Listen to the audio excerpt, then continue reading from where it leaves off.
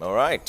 Thank you so much for staying with Daybreak. Let's have that discussion on the budget. I know numbers are usually something that bothers a lot of people, but we'll try and keep this into simple conversations of how it affects you. It is the biggest budget in the country at 3.66 trillion shillings. Quite an amount of that, a substantive amount, close to 930 billion shillings has to be plugged because it's money we don't have. And let me introduce my guest really quick. CPA Edwin Makori, CEO ISPAC is here. Thank you so much for making time. That's the Institute of Certified Public Accountants of Kenya. Philip Mwema, Managing Partner, Anderson Tax. Thank you for making time. Asante. And Samuel Karanja, CEO MSME Alliance is also here with us. Thank you for making time. Thank you. Philip, I'll start with you on this one. How would you describe this budget? 3.66 trillion, our biggest budget yet. How would you describe it? I mean, thank you, Trevor. I mean, looking at the budget and at 3.66 trillion, it's the largest. Each year we seem to be increasing the budget. Obviously, it's in a backdrop of challenging times where we've got elections coming up next year. We have possible, might have a referendum coming up shortly. It's a budget against where it's the last term of the Jubilee government, and they have to deliver on some promises onto Kenyans. And amidst all that, then you've got the global pandemic. COVID-19 checks in, and we've got job losses. The economy, what we had projected the economy growth at about 5.6%. In my humble view, I think if we are lucky, we might achieve less than 2% in terms of that. And so it's a budget where it's very tough.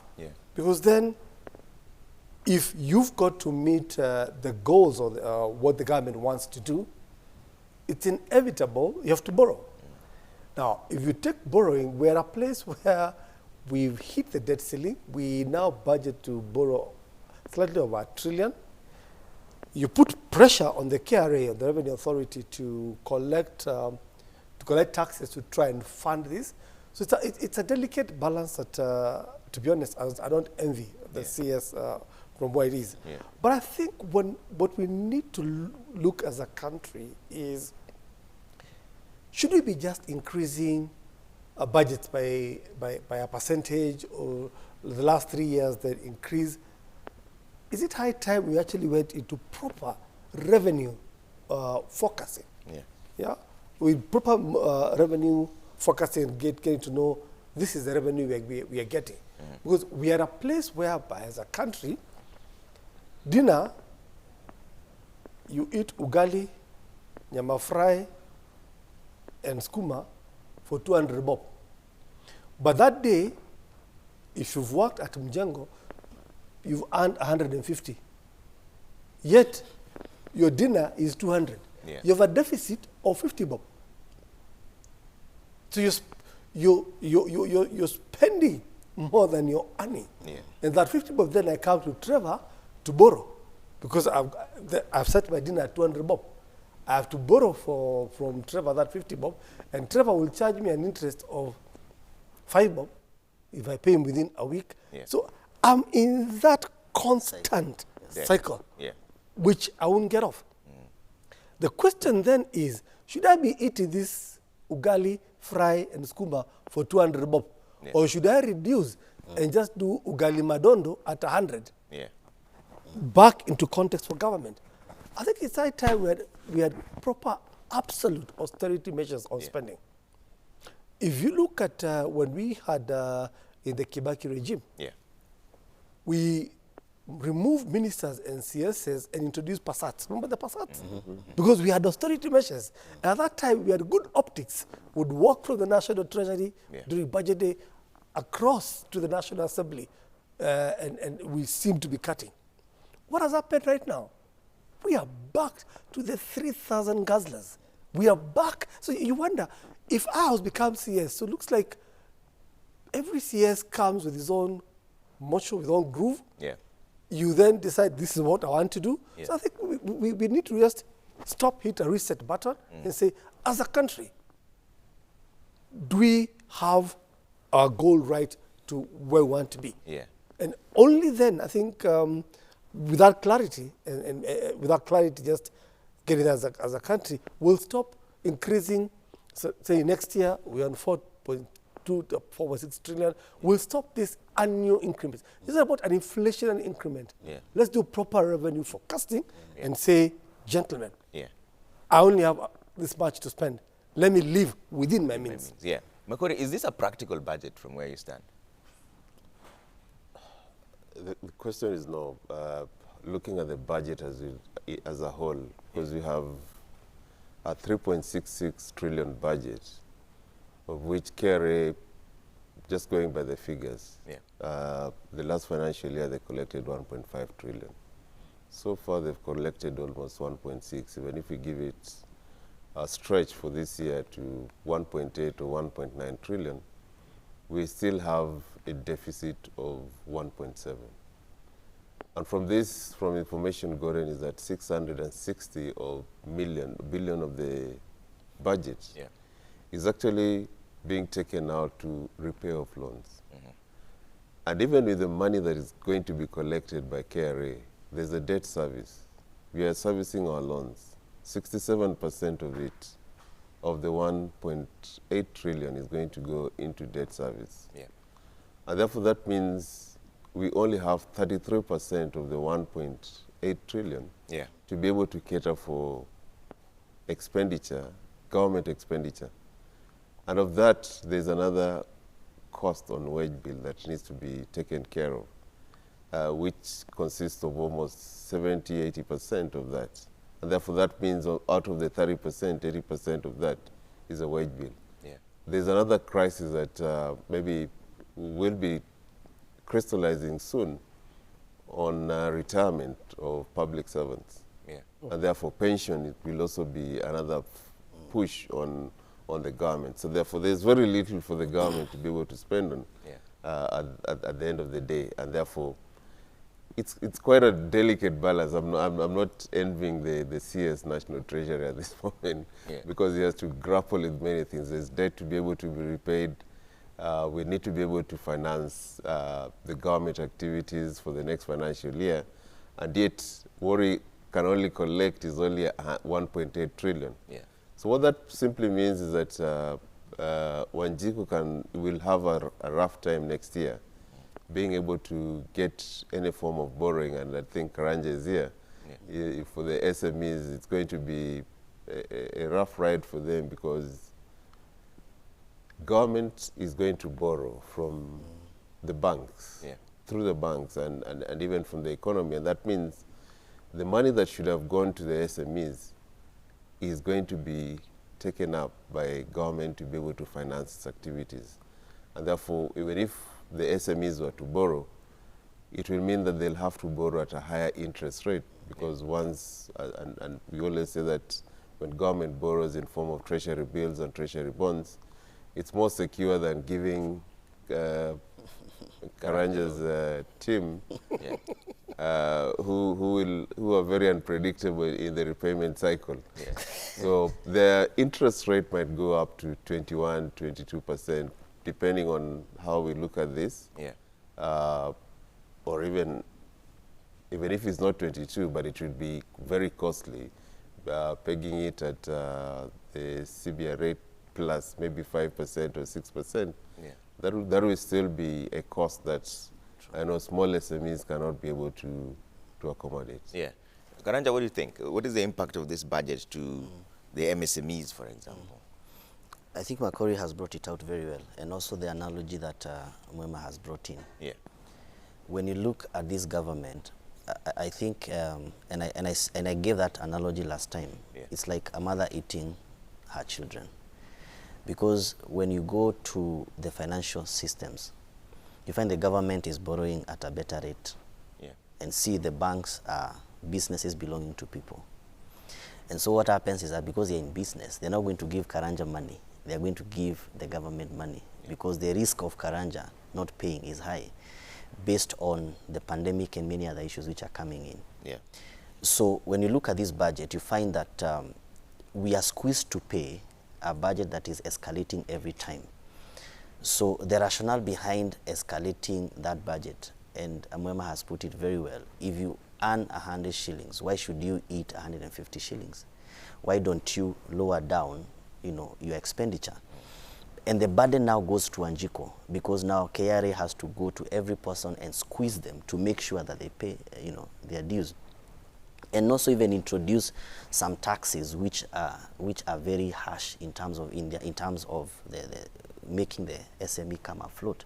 Look at what is happening right now in terms of the pandemic. The government said it's going to have incentives and cushion money to support SMEs. What institutions were put in place and what systems were put in place to disseminate that finance or that money to SMEs? You find that SMEs are surviving on their own, and yet they are squeezed more. So this is the killer, the highest killer of SMEs. And that's why you find that when you look at the life cycle of an SME, from 0 to 5 years, they don't survive. A good number, 70% don't survive. So when 70% don't survive, now the government comes in also as a pain to small, medium entrepreneurs, and that's why many of them have closed down. The ones, when you look even at the service providing sector, has been affected so much. 70% are going down. Hotels, kinyozis, all they are going down. Why? Because people can't afford to have a haircut on a weekly basis the way they used to. So when you look at all that, the small, medium entrepreneurs carry the burden that the government is bringing in. Why don't the government cut the expenditure?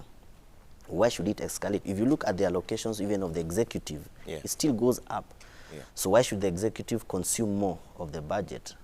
Why don't we look at, why don't we become prudent with what we have? We say this is what we have, we are going to cut it, because the moment you have that kind of big budget, as you are having escalating, the same people are the people who are paying, the taxes. So they are being squeezed more and being dipped more into the hole. Okay. When we talk about austerity measures, we know now that the amount due in debt payments in the new financial year is 1.2 trillion, and KRA is about to collect about 1.8 trillion.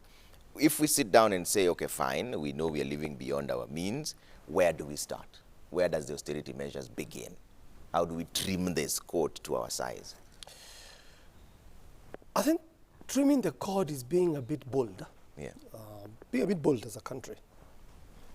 And having the will to do it right. The elephant in the room, corruption. Yeah. Okay. In the last 3 years, 4 years, have we seen any conviction or prosecution on corruption? Jail? Have we? We haven't. Okay. Look at the headlines. Yesterday, I was seeing a headline saying, in one of the dailies, saying the big guys are coming back. Yeah. Yeah. Yet we have matters corruption that have not been dealt with. So because that's the biggest thing that's the first fat you need to trim. It's corruption. But secondly, also is how we spend as a country. Okay, and refocusing this on what matters to us as a country. It breaks my heart when you think about the affordable housing, and the target is to do about 500,000 by 20. By the end, yes, 2022, yes. 500,000. What have we achieved? Possible. Less than 5%. 3.8. About 3,000. 3.8. Okay. 3,000. And yet, we had an opportunity Yeah. to create affordable housing to our people. Universal healthcare. Again, it's just hitting reset button saying, doing the things that matter for us. Yeah. Universal healthcare, looking at the Abuja declaration, was to be about 10%. Yeah, 11%. It's not happening. We're nowhere near there. So I think it's just being prudent in how we spend as a country, looking at that revenue line expenditure. Yeah. Look at what the Office of the Controller of Budget comes up with, and Director General. They have detailed reports on spending, on counties. Have we gone to audit that and say, and take that bold decision, say, I mean, we are fully aware that we have low absorption capacity on devolution. Yeah. Okay? And I'm a proponent saying maybe we went devolution too quickly, such that the money that went down into the system shocked the system. Yeah. So you'll find that come June, a lot of county ministries are rushing to spend. It's like, you know, finish the pot before it is revealed. So it's a mindset that we need to really change as a country. Yeah. And start saying, can we be, I go back into 2002 when we moved from Yote Awezekana, Bilamui, and we came to Kibaki. And during that time, we were wazalendo. In fact, the slogan even for tax was kulipa ushuru kujitegemea, and we were proud Kenyans. And taxes shot up because we were proud to be Kenyans, and we went for it.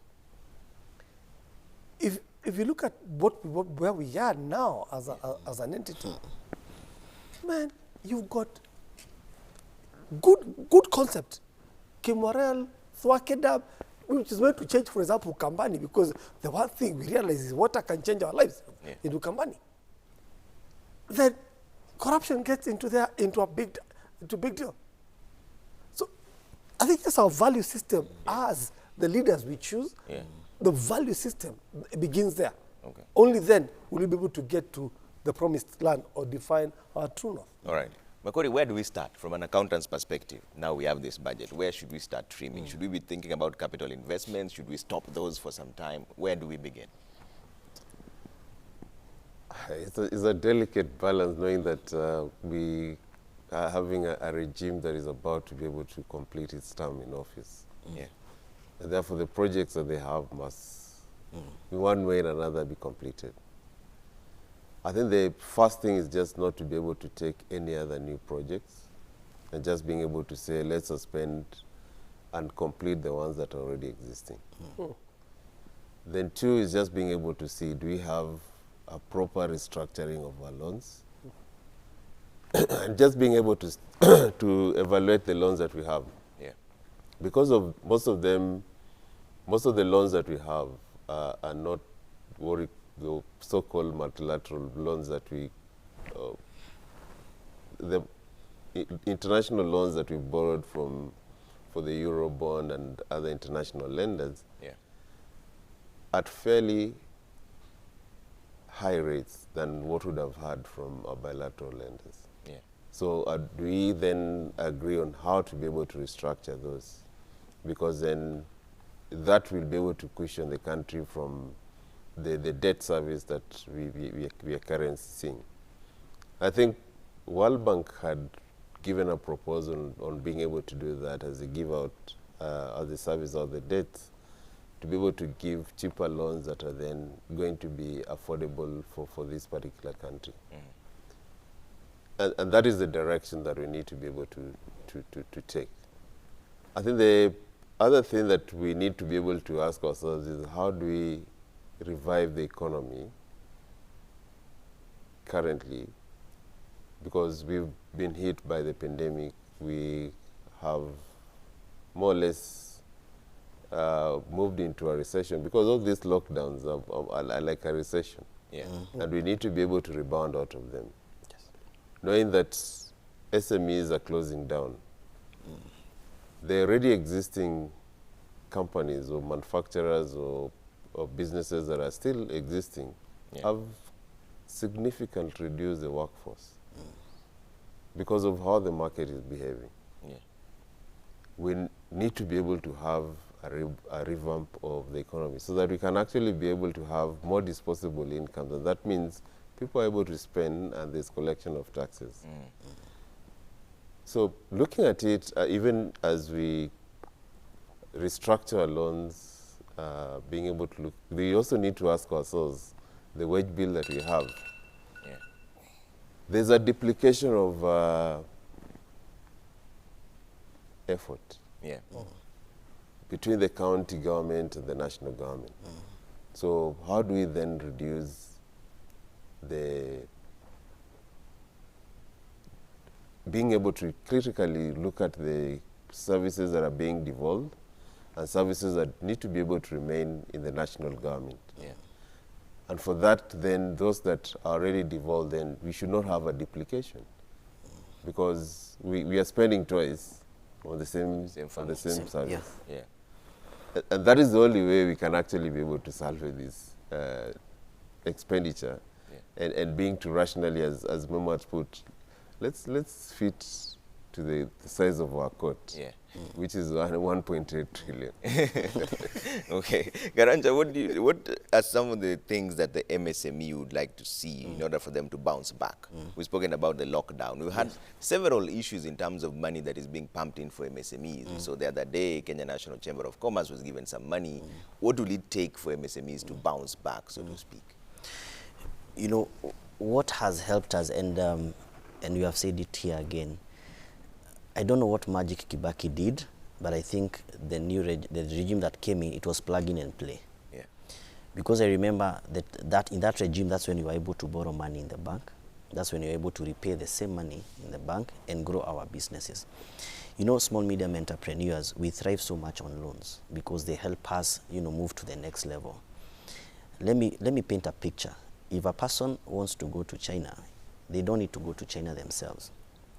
They just need to raise about 200,000 shillings, then send some people we call consolidators who are in China, and get a cargo which is worth 200,000 shillings, and sell that cargo at 250,000 shillings. They make a 50,000 markup profit. Then they are able to repay the same loan.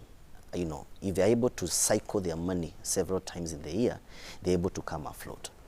But you see now, the government brought in cushion money, which was not dispensed to the small medium entrepreneurs. Number one, based on the terms probably. And the terms came in when they were defining small medium entrepreneurs. The definition of small medium entrepreneurs from the government perspective, it's too unrealistic.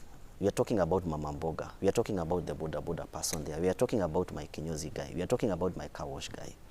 We are talking about people who can borrow 20,000 shillings, 50,000 shillings, and they do not need 150,000 shillings. They need 30,000 shillings. So this money, they put a lot of handles, vikwazo mingi sana, whereby the small medium entrepreneurs cannot even be able to match up to what the government has brought in. So if the government really has the goodwill and wants to help small medium entrepreneurs break all those handles and simplify things. I know the financial system is a little bit tricky because it has its own capping. Like, let me give an example. The capping is at 13%. So I'm going to go and borrow money at 13%. That's what the bank has been put under pressure by the CBK. Yeah. Then the government comes in and borrows money at slightly higher rate. So you're telling Karanja, there's another borrower here who is giving me more money than you are giving me at a lower risk, and your risk is high. So obviously the bank is going to gravitate towards, you know, the government. And that is why we do not have cash flows in the business sector. So what we need from the government is, can we have realistic financial policies which govern small and medium entrepreneurs? The other thing is, why do we fight SMEs and yet we recognize SMEs? They are double standards and double talks. Yeah. Small medium entrepreneurs, they are the backbone of this economy. The Mama Mboga pays, let me tell you, these people, we pay taxes. And how do we pay taxes? The money that we make on a daily basis, as Mema said, the 500 shillings, is the same person. I'm the same person who is going to go to the supermarket and get maziwa because I make money as I eat. Yeah. And so I'm the one who makes those shelves empty on a daily basis. So I'm supposed to be taken care of. I make money circulate in the economy. And that is why Mama Mbogas and the boda people and everybody else who is in this sector, we are supposed to have security of our businesses. And how do we do that? We fight them. Come to the CBD. You find that Mama Mboga anakimbizwa left, right, and center. They are not designated areas of operation, whereby even the government can consolidatively be able to collect taxes from that level. Yeah.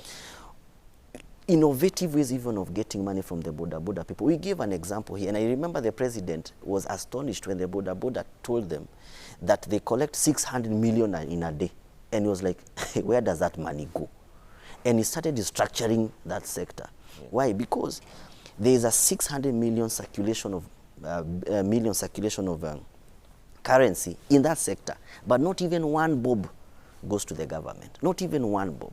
So if they are able to tap into that, give these people designated areas of operation, increase the tax base innovatively without oppressing or without suppressing the businesses. I'm telling you, even if it's a 3 trillion budget, we'll foot it. But you see, how many people, I think Makori can even tell us how many people are being taxed in Kenya. About the number is about 800,000 or something like that, who are taxed in Kenya. Can you imagine? Carrying the weight of 3 trillion in 800,000 people. So how much is that person even going to make on a monthly basis? And these people rely also on the SME. Let's even go to agriculture lastly. Agribusiness has a huge potential. Food security. That's where now, if we cannot be able to be in the streets of Nairobi doing hawking, naweza rudi nyumbani kwa kale kashamba kadogo, I do nyanyas, I do broccolis, I do vitunguu saumu, I do whatever I can be able to do and bring it to Marikiti here or to my local market and have a living on a cycle. My shilling is cycling. But now when you look at the agri-business, even the money that the government is putting in actually in that sector where it's supposed to put more money, it's deducting money now again. It's denying them money from the economy. So when you look at that, it's a paradox on when they sit on that table, why do they make such decisions? That's interesting. When we want to jump into this. No, I think we should improve the environment for SMEs. Totally agree. And support the stability and growth of SMEs. Because he's right. Countries have not been built by multinationals. It's all local companies that's going to build this country. So some ways I think, and I'm glad he acknowledges that SMEs haven't come to the table in terms of taxes. So I think going bold and just consider limiting cash-based transactions for SMEs so that we're able now to capture them in the mobile transfer system. So capture them there. But again, just go back and say, can we push for a single identifier? Remember Huduma number? Push for that single identifier and leverage on our big data analytics, okay? Because with that now you're able to capture, okay? Then looking at SMEs concerns, it's VAT refunds. Expedite the refunds across to pay them so we get money circulating within the economy. Looking at pending bills, be it from the ministries, agencies, county governments, release that to SMEs, okay? So that you're able to boost them and get money circulating. Agriculture, we've always said agriculture is the backbone of this economy. Every single person in this country meets the farmer at least once a day. You must meet the farmer once a day. So have we then put focus on what needs to be done in agriculture? Okay. If you look at back in the days growing up, and I believe, Trevor, I don't know whether you remember this, in Ukambani there was something called molio, which was the yellow maize handled during the drought period. Okay? But it's only when we discovered and government, and we went through a process of research, and the Katumani maize was discovered, that molio disappeared in Ukambani. Because all of a sudden, we could have crops that could feed our people. And that's that thing of going for these handouts as is to go ended. But should we go back and just look at agriculture properly, what it used to be? We used to have extension officers, agricultural extension officers, all over the country. Should countries be looking and having a plan on pushing extension officers to increase the crop yield, productivity for farmers? And as a country now, we look at how do we place this produce to the right market. Once we lift the farmers, as the old English says, a lifting tide lifts all boats. Once you do that, we are heading to a good place as a country. Because again, agriculture is the backbone of this economy. Let's then refocus and reallocate more into that sector. Okay. Makori, the only thing we seem to be lifting is the debt ceiling. What will be the impact of lifting that? Because we know we are currently at 8.6 trillion. We're going to borrow more than 930 billion, which will shoot it past the 9 trillion ceiling. What will be the impact of raising the debt ceiling? I mean, the implications of increasing the debt ceiling is that we have to embrace ourselves for higher taxes. Higher taxes? Higher taxes, that is one of them. Okay. And then two, what that simply means is that we are also removing money out of the economy, because the SMEs, Mama Mbogas, cannot be able to borrow from the banks and the local lenders. Yeah. There'll be a competition between the SMEs and government in being able to get money from the economy to be able to repay the loan. And that will mean that an SME that wants to borrow maybe 100,000 shillings, and a treasury bill that is going to be offered at 11% to 12% there, between 10 and 12%, the bank is better off giving out that money to the government to be able to earn the 10 to 12%, which is guaranteed, rather than somebody who's going to take 100,000 shillings and will not repay that. So basically what that means is that we also slowing down the growth of the economy in terms of businesses having to thrive. And then the disposable income, if we're going to have higher taxes, it means that you're also going to reduce the disposable incomes. What simply means is that the amount of money that you're going to have to spend on the basics, unga, cooking oil, maybe bathing soap, and that amount is reduced, which is called the disposable income. Yeah. And therefore, the expenditure by the public is also going to reduce, because we can't increase the debt ceiling and say that you can't increase taxes, because you have to find money to be able to repay that loan. Because it simply means you're borrowing out, and there must be sources of being able to repay that. From where I see it, is not a prudent way of being able to look at it. We should have actually looked at how then do we downsize and be able to say, looking critically, where is it that we can be able to contain expenditure for a while before we can actually look at an increase in the debt ceiling. Yeah. But there's always this argument that there are some countries that borrow more than the GDP. Japan has been mentioned several times. Why are we so different from them? Compare like with like. Japan, where are they as a country? Yeah. And how is their economy compared to the Kenyan economy? So you have to compare like with like. You cannot compare a midget to a giant. So let's have a comparison amongst midgets. Yeah. Yeah. So you're able to see like for like. On to debt, let me pose a question. Should we not have an audit of the public debt? Today, who knows the quantum of the public debt you have as a country? Who knows how the public debt, how we spend it on? Yeah. So the lack of information or opaqueness on public debt also creates room for corruption. Yeah. So we need to audit that public debt, okay? And to be able to say, this is our public debt. This is, I mean, when you borrow, Trevor, you've borrowed 1 million shillings. You can, as an individual, you're able to say, this is our spent by million bob. When SMEs borrow to bring goods to China, they know how. So when we borrow, because now we are breaking the 9 trillion ceiling, increasing our debt to 11 trillion. Germany,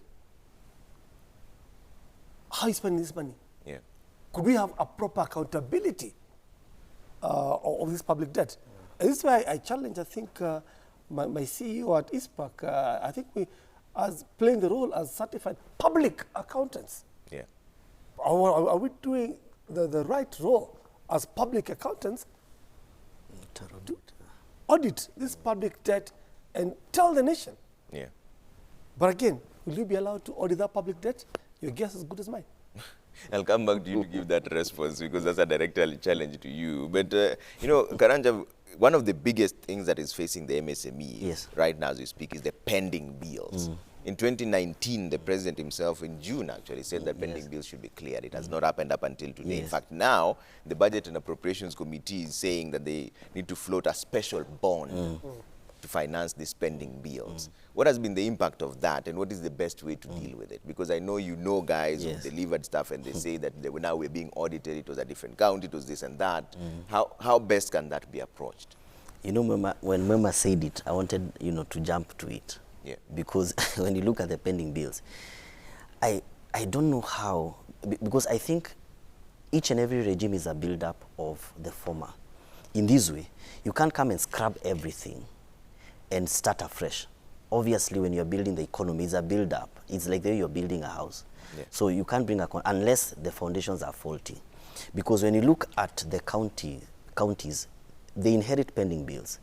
But the new regime that comes in, or the new governor that comes in, does not want to pay the pending bills of the former governor.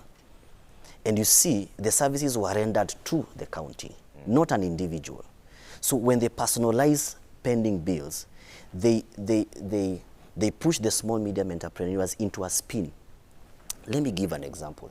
When the government opened up the tenders and to the youth and to the people with disability and also to women, they opened up and we rushed to the county government because we thought it is safe to work with the county government. Ideally, it's a government. And so they did a lot of supplies, as simple as supplying pens to the county governments. So you are borrowing to even supply paper, photocopy paper to the county government. When you're supplying photocopy paper and even pens or even stationery, you find that you're borrowing money from even a friend, a family. Families have broken. You know, you can't be able to pay. And it's not because you can't, it's because they have held your money. Businesses have gone down. I remember, I think it was in one of the dailies, when you look at the people who are being auctioned, just because they did some work with the county government, there are so many. I think one person had even a whole page, and he was called to respond, hey, my brother, what's happening?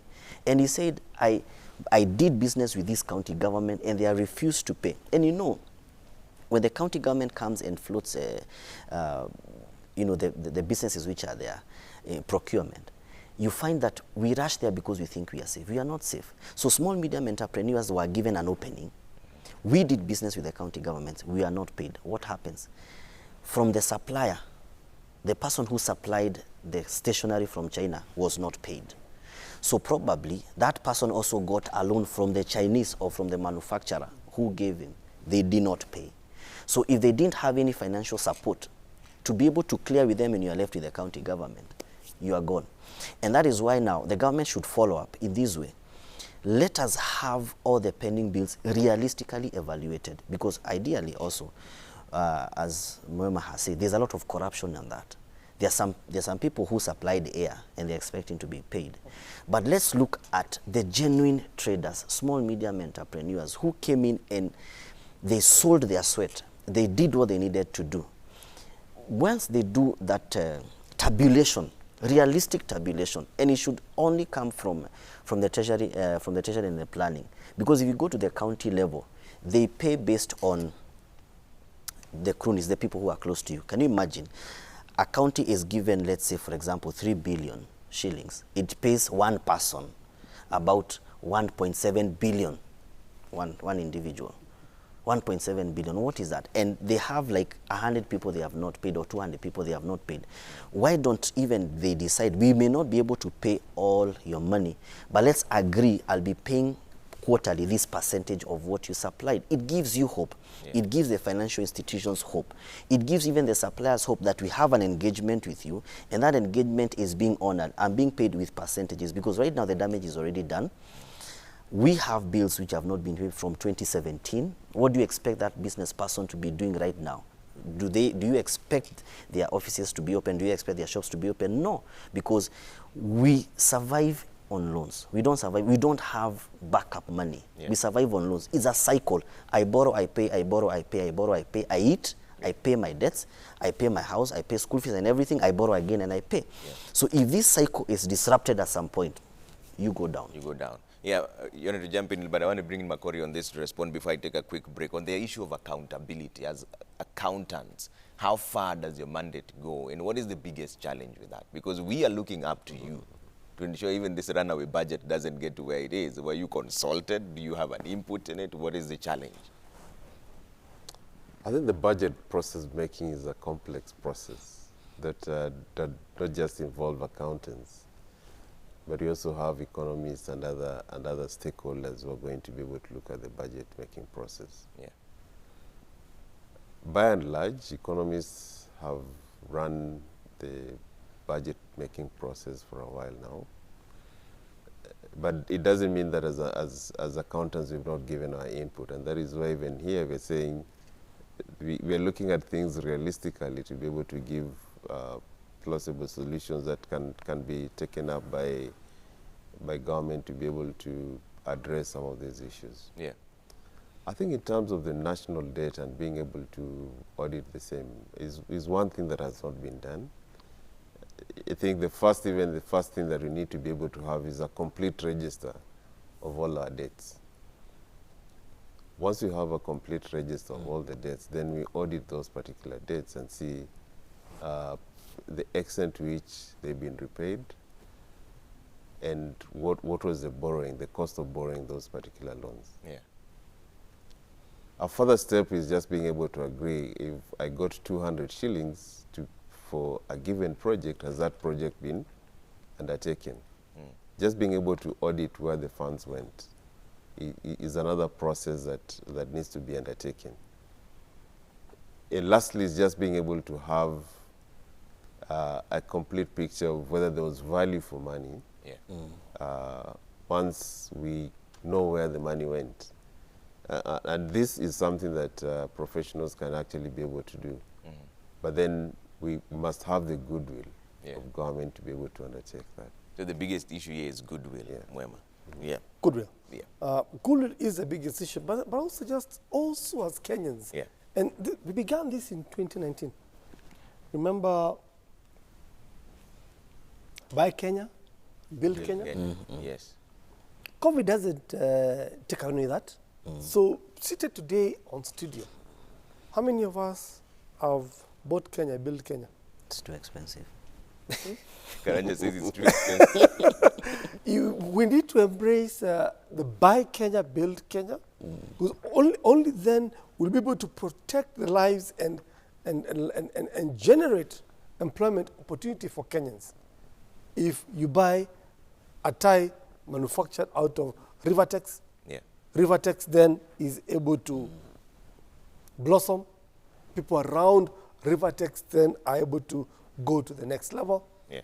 We need to be encouraging, for example, seated here, I don't understand why in the 47 counties, yet the statute is there, we've not established special economic zones in the 47 counties. Because if we establish special economic zones in the 47 counties, what we've just done is we've opened up employment for our people to another level within back to the counties. Okay. Why can't we legislate and say institutions selling farm produce, they should pay farmers within a month of their of selling? Yeah. Why would you hold back and pay a farmer a year later? As you rightly said, by that time, you're finished. Yeah.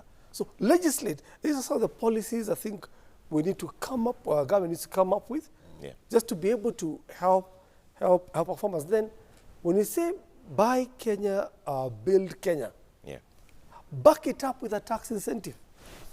I'm a tax person, so I'm not talking tax. Back it up with a tax incentive and say, if you buy Kenya and build Kenya, we'll give you an additional claim on that. Yeah. Because then you then make companies want to take advantage of that, Yeah. because it's going to reduce their tax liability if you increase an incentive to them. Okay. And with that, you will get the rhythm Inspire the back economy. going.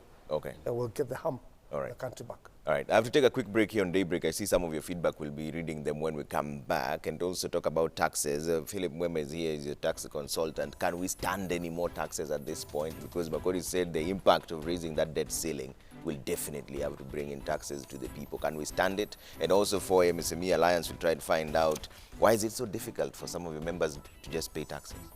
We'll come back with that in just a bit. See you shortly.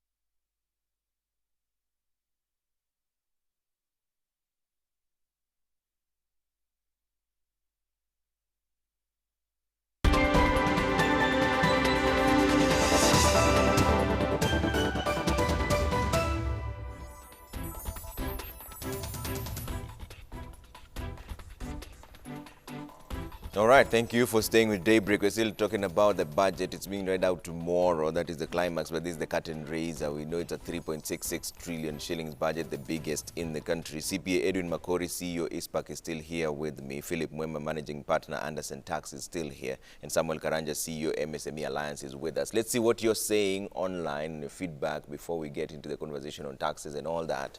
We have Njenga Wakungu says, ask the panel, is it economically wrong and bad for a country to borrow and borrow hugely to finance its debt, considering government's ambitions to cause development? As things are now, is it wrong for government to borrow what it's borrowing that amount now? All right. Okay. Let's respond to that, and then we'll get into the others first. Is it wrong for the government to borrow? And Makori, I'll start with you on this one, to finance their development projects. That's a question that Njenga was asking. I think the quick answer, borrowing, it's not wrong to borrow. Yeah. And I'll start with the analogy of just an individual. We borrow to be able to make capital expenditures or capital development for that matter, which is actually geared towards improvement of the living standards of a person. If I reflect that to the government setup, borrowing is not bad. If you're borrowing it to be able to channel that into specific infrastructural programs that are going to be beneficial to the citizens of Kenya, now and in the long term, which then are meant to spur economic growth. The challenge we have, the borrowing that we have, is borrowing that goes both to recurrent, which is just the normal spending, and being able to take that into the pocket, and capital expenditure. Even when we reference ourselves to countries like Japan, which have overborrowed, their borrowed is structured to infrastructure that is meant to help the economy propel itself. And that's what we need to be focusing on. Okay. Our biggest danger with the borrowing that we have is that 60% of it, almost 80% of it now, is actually what we call recurrent, that is going actually to repay either a loan or pay salaries or pay rent or buy sugar and tea, rather than funds that should be channeled to infrastructure to be able to make the economy grow, and also propel economic growth and have vibrancy in the economy. Okay. Mwema, what do you think? Borrowing is good. Yeah. For the right reason. Okay? If you're borrowing to do a capital expenditure, great. Right now, what we collect as a tax, 67% of it goes to repay loans. What's available for us is 33%. So now you're borrowing to pay your recurrent expenditure. That's a complex term. Break it down. Unakopa kulipa mshahara, you're borrowing to pay salaries. And let's bring it homestead. Trevor Mbija borrows from Bank A, $1 million bob. Yeah. Makori borrows from Bank A, $1 million bob. Makori goes and puts up Mabati structures and gets rental income for $1 million bob. Trevor, so Makori going forward has some small 10,000 shillings coming from these rental houses. Yeah. Trevor's borrowed $1 million bob. Goes for turn up. Zanzibar. I had a feeling my example would be that. Go and look, it's a safe space because and it's money to go to eat. Yeah. And kujibonda, kujibamba, kula raha. Yeah. Well, that $1 million that you borrowed is not turning. You're using it to. It's not generating income at all. Eat, sleep, and take it up. Yeah. Okay? It's not generating income. So if we borrowed for the right reasons, and put that in capital expenditure, awesome.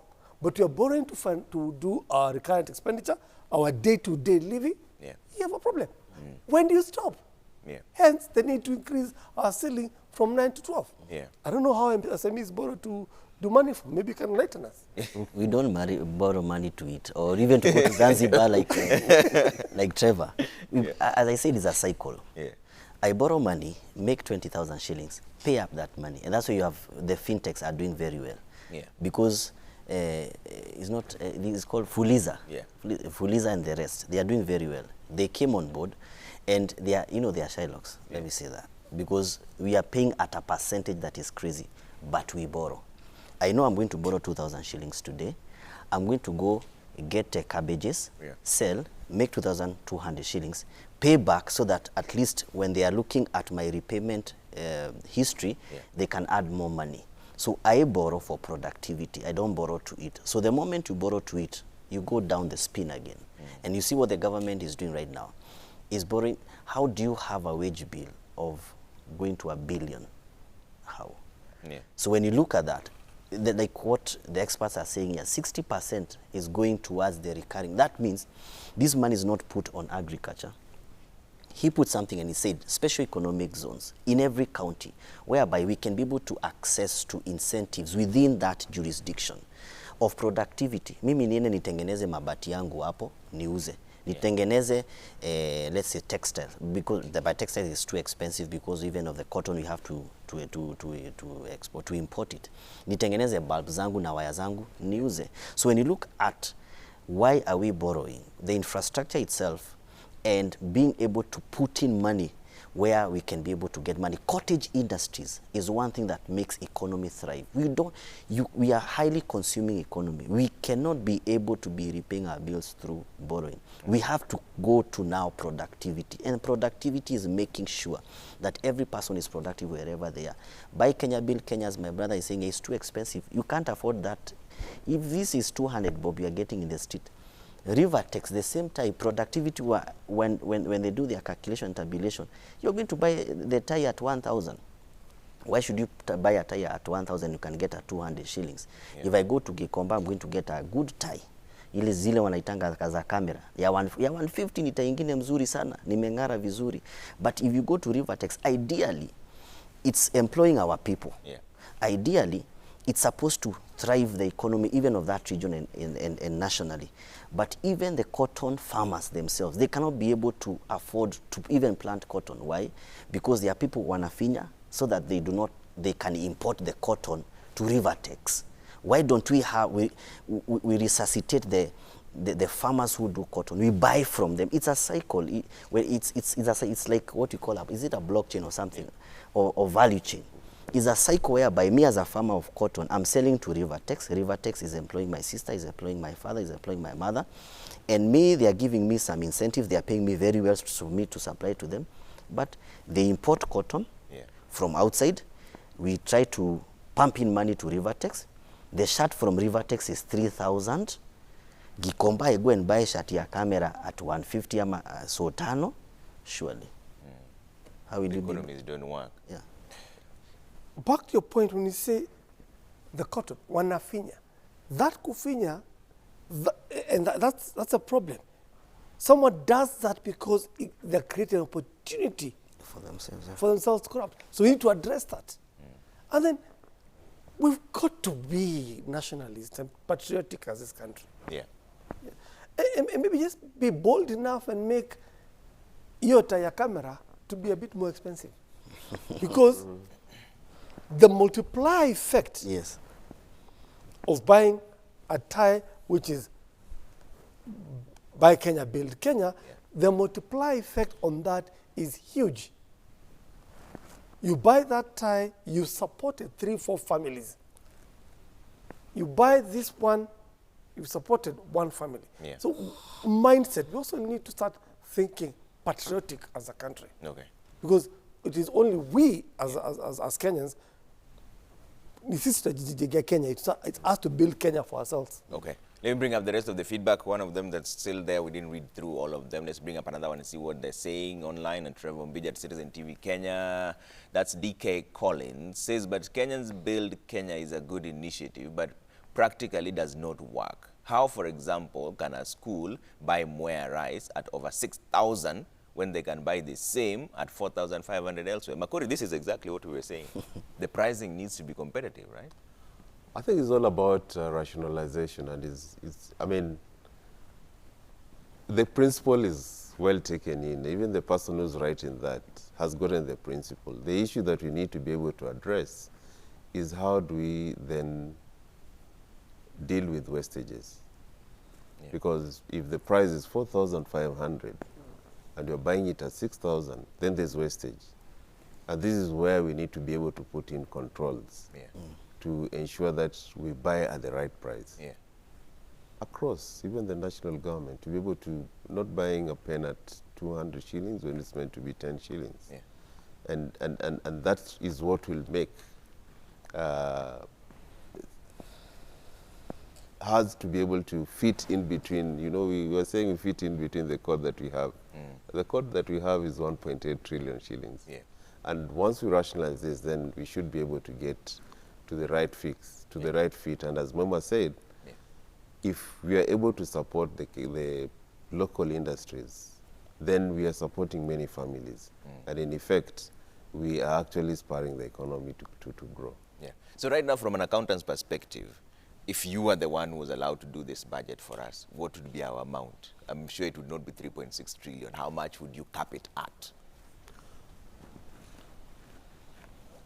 I need to be able to consider many other factors. I might not be able to give the actual figures right now, but the starting point is what we collect, Okay. the 1.8 trillion. Yeah. Then being able to ask ourselves, what are these projects that must complete without taking any new projects? Yeah. And then focusing on those to be able to complete the projects. There's also the debt service that that has grown over the years. Yeah. And you see that's where the elephant in the room is. Yeah.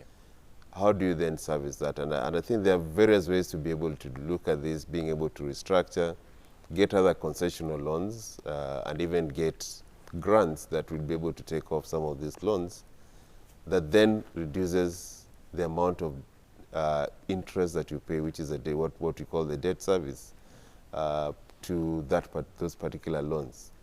If we are able to do that, and it's not a one-off thing that you're able to do, what it means is that then you just have to fit first into the 1.8, especially for expenditure. Yeah.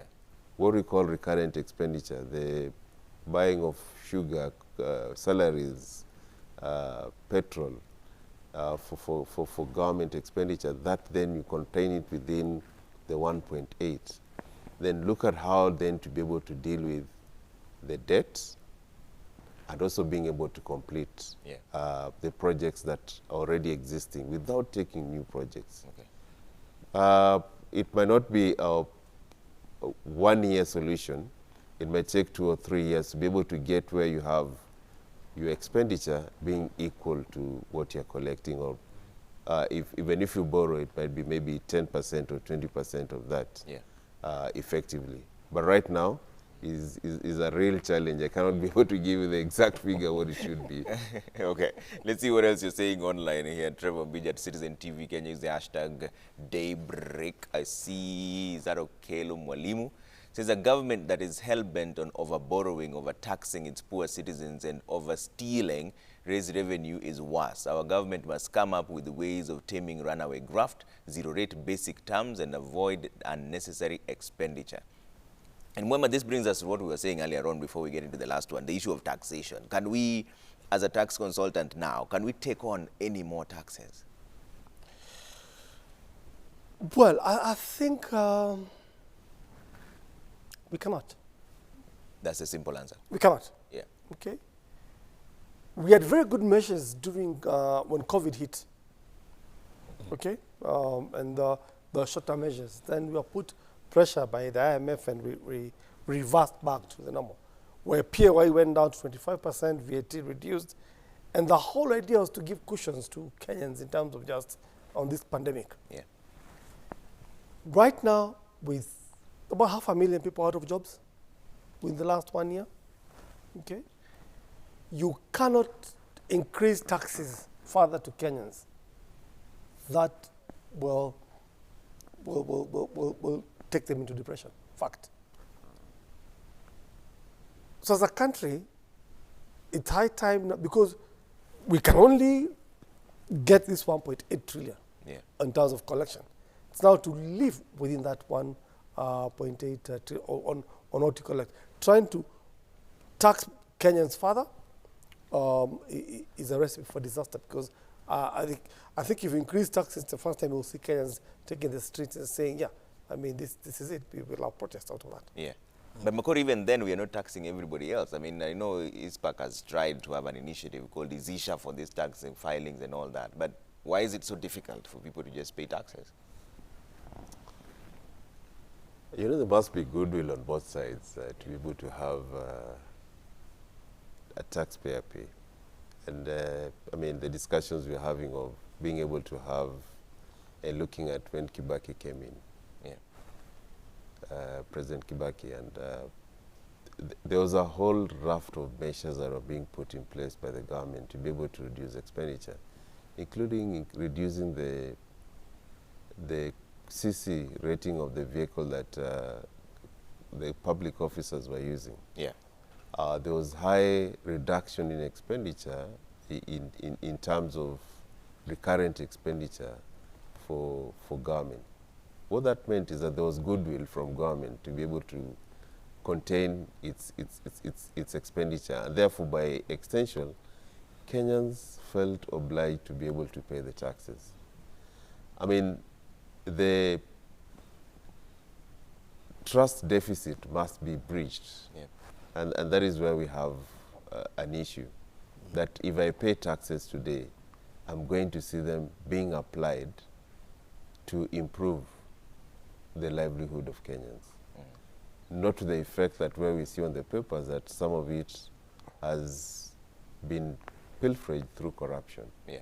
That we will not augur well with Kenyans. I think the other thing that, as Karanja said, when you have sectors that are not taxed at all, like the border sector, which is already 600 million in a day, that tells you then we have a tax base that has not been reached by KRA that needs to be able to be tapped into. But those will only be tapped into if they can feel that if they put the money into the kitty, then there's going to be an improvement in the living standards of Kenyans, or prudent use of that money in government expenditure. Okay. Garanja, you know, mostly when government talks about untapped places to collect taxes, it's mostly your people. Yes, yes. Why is it so difficult for them to pay taxes? Is it the system that is hard? What is going on? You see, you don't pay taxes on money you don't transact with. And many times you are put on the spot. You're put on the spot to pay tax on something that you have not even transacted. You see, you pay tax because your money is circulating. You are doing business. And KRA is seeing that you are doing business. But also, having said that, you find that we lack innovativeness in terms of increasing the tax base. And that innovativeness is, the government should be innovative enough. Like, let me give an example, as we said about the border. They are very well organized people. SMEs are also organized in the sense that they may be informal, but they have formalized their operations. You find we have chamas, you find we have CBOs, and even this form community-based organizations just to make a little bit of cash. Then they have round table something, we come up with our own financial systems. And you find that small, medium entrepreneurs, many times they do pillow banking. And they do pillow banking, why? Because how will you pay taxes on services that you are not given? And as Makori has said, we have to, the transaction of trust must be there. Because you find that Mama Mboga, and you find even the hawkers, the street vendors in Nairobi, wanakimbishwa left, right, and center. Does it mean that the government does not have designated areas for these traders? You go everywhere in the world, whichever city, they are hawkers. They may be structured, but they are street vendors. Why don't we structure those sectors? And we have our uniqueness of doing that. Let me give an example. Tell me of a town in Kenya that doesn't have vibandas and kiosks. One that doesn't have. That means that the moment we see our uniqueness, that everywhere we have vibandas, why don't we come up with standardized modern kiosks, whereby we give these people designated areas of operation. Even if it's a road reserve, these are semi-permanent structures. We are not going to build the road tomorrow. We can put them today and relocate them tomorrow based on our agreements with them. Give them spaces whereby, for example, there's a plan which had come some time back, which was brought by one organization, NCBD then. They said in Nairobi, why don't we do 1 million modern kiosks? That 1 million modern kiosks, how many people are going to be absorbed in that 1 million modern kiosks? Get very well structured places and designated areas of operation. Give them those spaces. As you give them those spaces, you know where to go and get, the taxes. When you look at even the county government, you find that they lack that innovativeness. The street vendors, why don't we close one street from one end to another end, give them spaces, serialize them, make sure that Karanja has a serial number to pay to the county government. the 50 shillings on a daily basis to operate in a certain place, and I'm supposed to keep that place, give that place a very good environment to operate within that place. There are standards which have already been put. They are not there. So where that money goes is, number one, I have to pay the county officers, inspectorate, 2,000 shillings for a bribe, which is supposed ideally to go to the government to operate in a certain space. Another person was telling us yesterday that they come together and they pay the county government inspectorate. It should be investigated.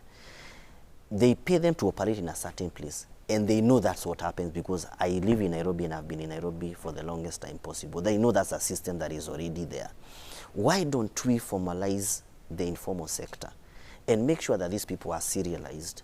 Make sure that the boda are registered, because once you register a boda, it's like a car. Yeah. It has the registration number, your name, it even has a logbook. Why don't you know where that person is operating? Why don't you demand, like what Michuki did for the matatus? Matatus, now they have circles. So if I'm going for a matatu, I'm going for a whole circle. So there's what we call internal mechanisms of checks and balances within that sector. Yeah. So if you go to a circle and say, this circle should pay to the government this amount of money, it's easier for you to tax organized groups. Yeah, based on their membership. Based on their membership. But when you want to have individuals, you don't have innovative ways. You are squeezing the ones who are already there, pushing them out of business. Yeah. So what do you expect? Yeah. I think on this one I disagree with Karanja. And the reason I do is because I pay taxes. Huh? Yeah. So I need the boda guys and the rest to come to the table. Yeah. Yeah. Tax is the price you pay for being in a civilized society. Yeah. The boda guy is, a boda is registered by NTSA. Anybody who has a boda registered at NTSA should be filing their taxes and their returns by 30th of June. KRA should be bold and integrate that information fully from NTSA. And if a boda person has not filed a return or has done a nil return, using IT and iTax and generate a tax demand out of that. Because the more people come to the table, the easier it will be for us who pay taxes on a monthly basis or a quarterly basis. Then when you flip it and look at the SME guys, okay? Hawkers, hustlers, or Tomtani. The one thing, and I'm glad it's alluded to it, the one thing they always pay is kanjo, county fee. Yeah. County fee they pay. Okay, they may pay it in other forms, but there are those at least who paid. There is county fee to be paid. Yes. That's it. Corruption is not only on government, but as individuals, so we need to deal with that. Our ethos as a country, we need to handle that. But if you're paying some money on city council, on county government, then you're visible. That should be linked up to iTax on KRA, and that visibility you're brought into the system. And then be bold. I do not know of any hawker, I don't know of any mama mboga who's not on M-Pesa or Airtel or mobile money, the menu that we have. Okay? So they're already there. Here, so we should be in a place where we tackle it boldly. Here you are, as a mama mboga or across, you're handling 10,000 shillings a day. Okay? That means in a year, you're doing 3.6 million. In a year. And that's visible. Then you don't pay any taxes or you file any returns. And you're earning 3.6 million. Yet, barabara, unatumia, the road which has been built by those of us who are paying taxes. Yet, NHIF, unaenda, unapata health care by those who are paying taxes. Yet, you're enjoying security by our national police service and everybody else, and yet you're not paying any taxes? Yeah. I think it's criminal. Okay. Can I respond to that? Yeah, yeah. Shortly. Yeah. Kidogo tu, let me respond. You see, we should pay taxes. It's being patriotic. Number two, we must simplify this, how we pay taxes. Yes. Let me give an example. He has said a very good example, Mama Mboga. We all have, even the Kabambe person. Yeah. We told KRA the other day, we usually have meetings with them. We told them, why don't you simplify paying of taxes, whereby I have a USSD code to pay my taxes? Yeah. When you come and tell Mama Mboga to go to the internet and you have to have a Gmail, you have to have this, you have to have this, you have to have this. What do they know about that? Yeah. Why don't you simplify and tell me, you as Karanja, unauza maembe, mta fulani, Yeah. your USSD code is this one, your number is this. Even simplify identity. Your ID number is your whatever, is your identification number is what goes there. It is what we identify you with. Yeah. Pay 50 shillings on a daily basis, or your transaction is this amount of money. 10% of this money must go to use this USSD code, and it reflects on the KRA. Yeah. Integrate me into that system. Simplify it, we are going to pay taxes. Okay. Once it's simplified. Yeah. But if it's the way it is too complex, na iko na kizungu mingi which you don't understand. Yeah. That's what we're talking about. How do you simplify it? Because what Karanja is saying is very practical. If a Mama Mboga knows, like for example, when you're parking around town, you will get a message saying you haven't parked you've parked your car, you haven't paid 200 shillings, you know you're supposed to pay. You can pay it from wherever. Why is it so difficult for KRA to just make it simple? So that Mama Mboga knows the moment I open my shop, the first thing I need to do is pay my 20 shillings. Any KRA person comes, I simply show them. Here's my 20 shillings for my tax. Continue with your business. Why is that so difficult to do? It's not. I mean, I know Mwema Zian can tell you that as professionals, the basic tenets of tax, one of those is it must be as simple as possible. Yeah. It must be predictable in how you look at that tax, and you must actually be able to calculate it yourself and be able to pay it without any assistance. Yeah. I think the complexity comes from systems that we develop without due consideration of who's going to be the end user of the system. I think the system that is currently the iTax is for the elite. It's true. We need to be able to simplify that to have a system that even Mama Mboga can actually be able to use. Yeah. The USSD code, as Karanja said, is a simple way. I mean, even parking is paid using the USSD code. Yeah. If that could be put in place, but also have a unique identifier for the Mama Mbogas, so that it links to your PIN and your KRA PIN and your ID. Because I don't need to cram my ID number. I don't need to cram my KRA PIN. But if you give me a simple code, 2X or 21Y, as my number, and when it reflects to the KRA system, it actually hits my KRA account, I'll be able to pay that. It's as simple as that. It's only that we've just had a complex system that is elitist, that we need now to break it down to be able to get into a system that Mama Mboga can actually be able to understand. All right. And that is where even if we look at the project that we have of Izisha, because we understand that the system that we're going to use is very complex. So we can actually help those Mama Mbogas to be able to file that in a way that we understand, because there's a technical jargon in that particular system. All right. I'll give you a chance for closing remarks, starting with Mwema. How do we wiggle out of this? We are where we are now. The budget is being read tomorrow. What is the way forward? The way forward, I think, but just in complexities lies opportunities. That is why some of us are in business. But I think a simplified tax system, absolutely, I totally concur.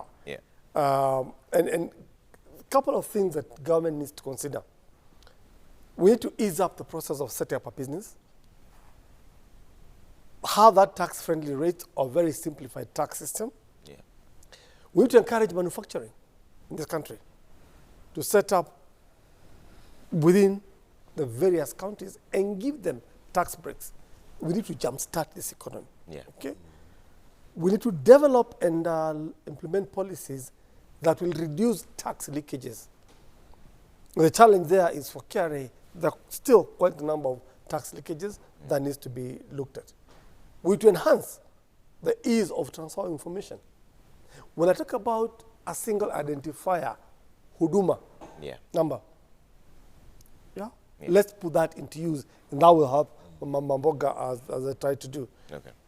And government should just actually fight corruption, not just by having written policies, but also implement the policies and laws. Let's walk the talk. Okay. Karanja? I think Mema has said it all. Yeah. And maybe an emphasis on policy. Yeah.